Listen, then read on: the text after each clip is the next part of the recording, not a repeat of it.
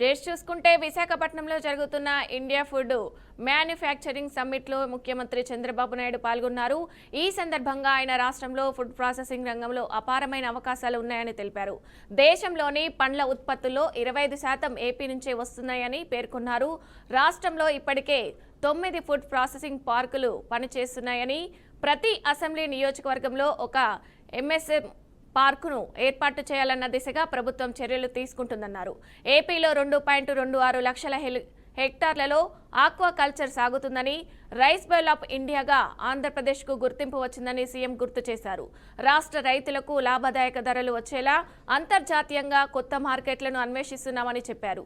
ఈ సమ్మిట్లో CM Chandrababu గ్రీఫిట్ founder network మీటింగ్లో కూడా పాల్గొన్నారు. For food security.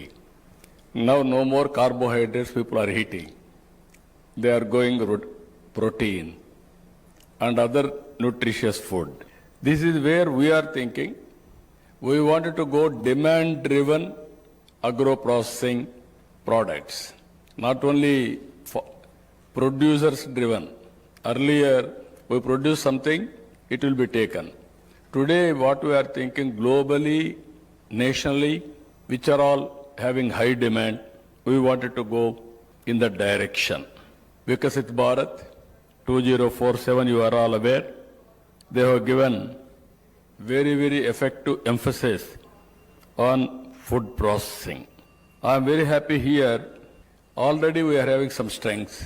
If we mention Chittur, fruit pulp and also dairy products. Guntur, chili and spices. Coastal Andhra Pradesh, total aquaculture. East Godavari and Palasa, cashew. Araku coffee. Even some of the issues, if you see Rayalaseema, you name any fruit, including dates, they are producing there. Dragon fruit or mango or any fruit, variety of fruits, they are producing there for food security. Now no more carbohydrates people are eating.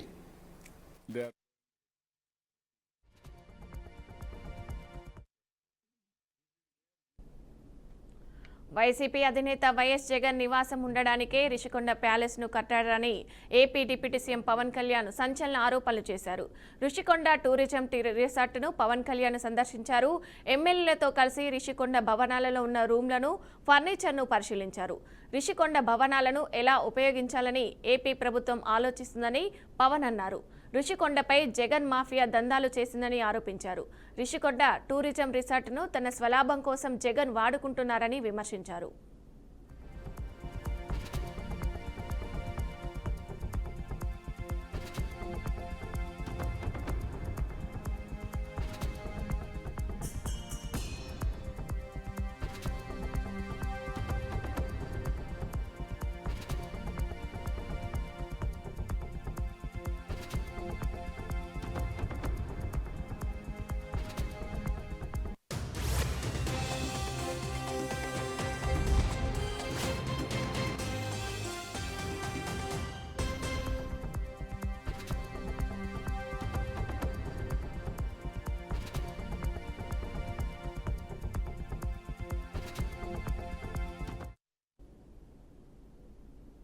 Remain అది టూరిజంకి ఆదాయం కావాలి.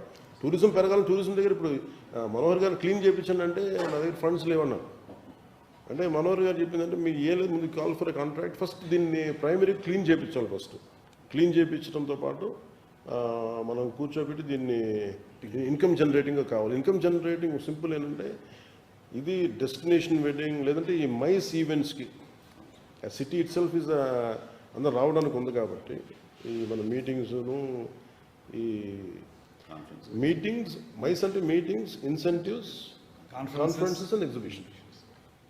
ఇది వైజాగ్ అలాంటి city కాబట్టి దీన్ని ఒక మోడల్గా చేద్దాం ఈ కాంప్లెక్స్. అండ్ మనకి అంటే మేజర్లీ సార్ ఎంత ఇన్వెస్ట్మెంట్కి ఫుట్ఫాల్ కంటే కూడా 10 మంది వచ్చినా ఒక ఎక్కువ ఆదాయం వచ్చేది కాదు.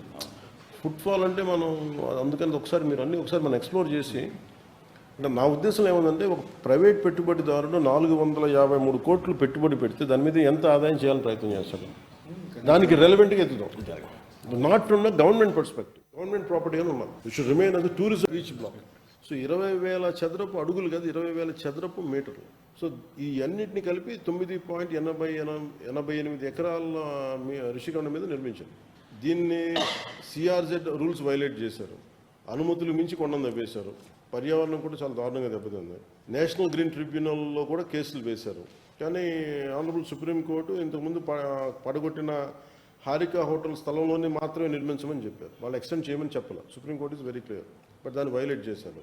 గొడవ హైకోర్టుకి వెళ్ళి minister of environment, forest, government ఫండ్స్ని ఇక్కడ జరిగిన నష్టాన్ని, అతిక్రమణని, పర్యావరణంపై ప్రభావాన్ని అంచనా వేయమని ఆదించింది హైకోర్టు, ఆనరబుల్ హైకోర్టు. దీనికి ఎక్స్పర్ట్స్ బృందాలు వచ్చినాయి, విచారణ చేశారు, వైలేషన్స్, అతిక్రమణలు అన్నింటినీ ధృవీకరించారు. అండ్ ఫైనల్ తీర్పు ఇప్పుడు పెండింగ్లో ఉంది. Beach block. సో 20,000 చదరపు అడుగులు కాదు, 20,000 చదరపు మీటర్లు. సో ఈ అన్నిటిని కలిపి 9.88 ఎకరాల రిషికొండ మీద నిర్మించింది.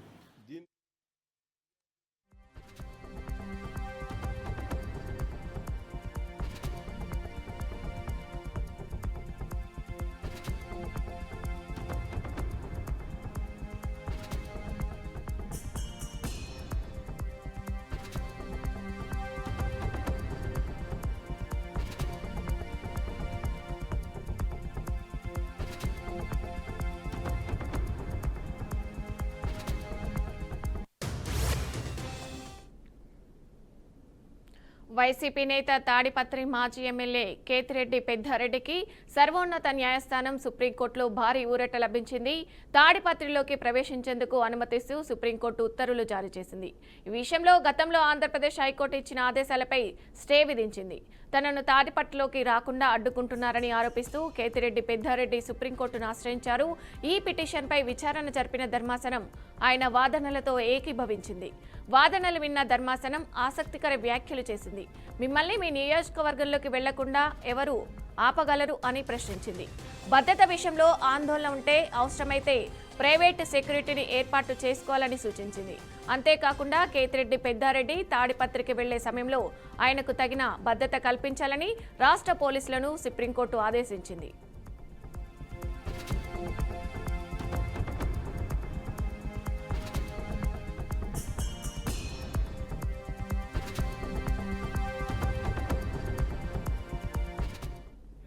ఇక ఇదే అంశానికి సంబంధించి పూర్తి సమాచారం మా ప్రతినిధి ప్రకాష్ అందిస్తారు. ప్రకాష్, చెప్పండి. ఎస్ విజయ, తాడిపత్రి రాజకీయాల్లో మళ్ళీ పెద్ద మలుపు తిరిగిందనేది చెప్పుకోవాలా. మాజీ ఎమ్మెల్యే కేతిరెడ్డి పెద్దారెడ్డి తాడిపత్రికి వెళ్లే విషయంలో నెలల తరబడి సాగిన చట్టపరమైన పోరాటాన్ని సుప్రీంకోర్టు తాత్కాలికంగా తెరవేసిందనే చెప్పుకోవచ్చు విజయ. అయితే గతంలో ఏపీ కోర్టు సింగిల్ జడ్జి పెద్దారెడ్డికి పోలీస్ ప్రొటెక్షన్ తో తాడిపత్రికి వెళ్లేందుకు అనుమతి ఇచ్చారు. అయితే కానీ ఆ తర్వాత హైకోర్టు డివిజన్ బెంచ్ ఆదేశాన్ని రద్దు చేసింది. దీంతో పెద్దారెడ్డి మళ్ళీ సుప్రీంకోర్టును ఆశ్రయించిన పరిస్థితి కలిగింది. అయితే నిన్న సుప్రీంకోర్టు జోక్యం చేసుకుని హైకోర్టు డివిజన్ బెంచ్ ఇచ్చిన ఆదేశాలపై స్టే విధించింది. అంటే ప్రస్తుతం సింగిల్ జడ్జి ఇచ్చిన అనుమతి లోకి వచ్చినట్టే. అయితే దీంతో పెద్దారెడ్డి తాడిపత్రి నియోజకవర్గానికి వెళ్ళొచ్చని లైన్ అయితే క్లియర్ అయిందని మనకు తెలుస్తుంది. అయితే కోర్టు స్పష్టంగా చెప్పిన విషయం ఏంటంటే ఆయన ఎప్పుడైనా తాడిపత్రికి వెళ్తే తన సొంత ఖర్చులతో పోలీస్ ప్రొటెక్షన్ కల్పించుకోవాలంటూ చెప్పిన పరిస్థితి. అంటే ప్రైవేట్ ప్రొటెక్షన్ అంటే భద్రత తప్పనిసరి, కానీ ఖర్చులు మాత్రం ప్రభుత్వంపై పడకుండా పెద్దారెడ్డి మీదే ఉండాలని సుప్రీంకోర్టు అయితే స్పష్టం చేసిన పరిస్థితి ఉంది విజయ్. ఈ పరిణామం తర్వాత పెద్దారెడ్డి తాడిపత్రి రాక ఖాయమైంది. ఇక మరోవైపు మనం చూసుకున్నట్లయితే జేసీ ప్రభాకర్ రెడ్డి తర్వాత ఎమ్మెల్యే జేసీ అస్మిత్ రెడ్డి వర్గాల దీనిపై ఎలా స్పందిస్తాయో మనం చూడాల్సి ఉంది. ఇప్పటికే గతంలో పలుమార్లు కేతిరెడ్డి పెద్దారెడ్డి రాకను అడ్డుకున్న పరిస్థితులు మనకు తెలిసిన విషయమే. కాబట్టి ఈసారి కూడా ఉధృతలు తలెత్తే అవకాశం ఉందని మనకు అనుమానాలు వ్యక్తమవుతున్న పరిస్థితి ఉంది. మొత్తం మీద విజయం మనం చూసుకుంటే సుప్రీంకోర్టు ఆదేశాలతో పెద్దారెడ్డి తాడిపత్రి ఎంట్రీకి గ్రీన్ సిగ్నల్ లభించింది. దీంతో అక్కడ రాజకీయ వాతావరణం మళ్లీ వేడెక్కే అవకాశం అయితే ఉంది Vijaya. Okay, thank you Prakash.